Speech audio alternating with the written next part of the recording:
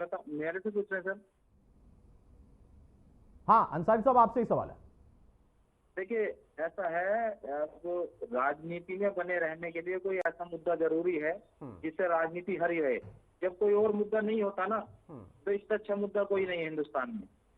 एक मुद्दा कोई भी ले लो आप, बाबरी का मुद्दा लिया, सरकार आ गई। अब दूसरा मुद्दा कोई बचा नहीं, उसके उसके अलावा कोई मुद्दा बचा नहीं आपके पास, तो आपने सेकंड मुद्दा पकड़ लिया। अरे सरकार के हाथ में क्या नहीं है? कोर्ट कचहरी तो सरकार के अधीन ही है। कौन बता दी मना कर देगा सिविल कोर्ट वाला कि भाई सरकार की बात नहीं सुनेगी। सरकार इस ऐसे मुद्दों को हवा देने का काम कर रही है और कुछ नहीं। ये कोई ऐसा मुद्दा नहीं है कि जिसपे समझौता ना हो सके, नहीं। लेकिन इस मुद्दे को बढ़ा चढ़ा के एक बड़े रूप देने का काम कर रही है सरकार, और कुछ नहीं है। बार बार एक ही चीज। अरे अभी कह रहे हैं खुदाई तो पूरे हिंदुस्तान की कर लो आप। पूरे हिंदुस्तान की खुदाई कर लो, कुछ ना कुछ मिलेगा आपको। कहीं ना कहीं किसी ना किसी धर्म का कुछ ना कुछ मिलेगा। तो क्या आप 200 500 1000 साल पुरानी बातों के लिए आप आपस में आप झगड़ा करोगे क्या? कि नहीं जी, यहाँ मेरी चीज मिली है, ये मेरी जगह है, यहाँ मेरी चीज मिली है, ये मेरी जगह है। तो जो इतिहास पुराना था उसको वो खत्म हो चुका है। अब पुरानी चीजें, अब कहते हैं ना गले मुर्दे उखाड़ना, अब गले मुर्दे उखाड़ोगे आप तो कुछ ना कुछ तो आपको मिलेगा। अब उससे आपकी राजनीति चल रही, तो हम क्या कर सकते हैं भाई उसमें? हम तो कोर्ट के सहारे हैं, देखते हैं कोर्ट का फैसला देगा।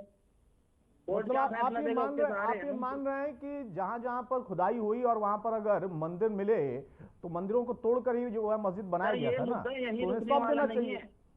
मैं बता तो रहा हूँ, ये मुद्दा यहाँ रुकने वाला नहीं है। अभी इस मुद्दे को और जगह लिया जाएगा। अभी एक मस्जिद है, फिर दूसरी है, फिर तीसरी है, फिर चौथी है। ये तो सिलसिला चलता रहेगा, क्योंकि इससे राजनीति का एक बहुत बड़ा, वो कहते हैं ना स्तंभ एक राजनीति का, अब इसी पे डिपेंड हो गया है। ये एक पिलर बन चुका है कि मस्जिद के नीचे खोदो और आप राजनीति करते रहो। तो एक मजबूत पिलर मिल चुका है राजनीति के लिए, तो वो तो चलता रहेगा सिलसिला, पिलर दर पिलर मिलते ही रहेंगे। रावत साहब जवाब देंगे आप?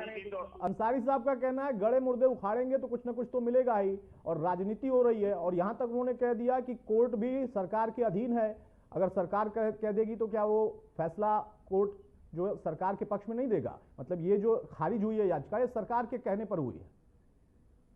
देखिए, मैं बताना चाहता हूं कि सरकार और संविधान हमें ये हमारा अधिकार देता है, और ये अधिकार है हमारा कि अगर आपकी जमीन किसी ने कब्जा की है, अगर आपका मंदिर किसी ने कब्जा किया है, तो हम कोर्ट में जाएं। ऐसा तो है नहीं कि गड़े मुर्दे उखाड़ने का क्या मतलब है। अगर आपने जबरदस्ती अत्याचार करके अपनी शक्ति का दुरुपयोग करके अगर किसी के धर्म को भ्रष्ट करने की कोशिश की है, उन मंदिरों को तोड़ा गया है, उन जमीनों को कब्जा किया गया है, और आज लोकतांत्रिक सरकार अगर आ गई है और लोकतांत्रिक सरकार और संविधान हमें ये इजाजत देता है कि आप कोर्ट में जाइए और सबूत लेके जाइए, तो कोर्ट आपको फैसला करके देगा। और उस फैसले के तहत इसमें गड़े मुर्दे फाड़ने वाली क्या बात है? अगर आपके दादा ने मेरे दादा की जमीन को कब्जा कर लिया, तो ये सरकार मुझे, संविधान मुझे इजाजत देता है कि मैं अपने दादा की कब्जा की लूं। तो इस वजह से ये इनकी बात बिल्कुल भी ठीक नहीं है। ये संविधान हमें इजाजत देता है कि हम प्रूफ लेकर के जाएं और जाकर के सरकार के सामने रखें, कोर्ट के सामने रखें, जिससे वो फैसले और वो जमीन जो हमारी कब्जा कर रखी है, जो मंदिर हमारे कब्जा कर रखे हैं, उनको हम वापस ले सके। ये तो पूरा इंटरनेशनल लॉ है। आप इसमें गड़े मुर्दे का क्या मतलब हो गया? इसका मतलब आप लोगों ने गलती की है ना।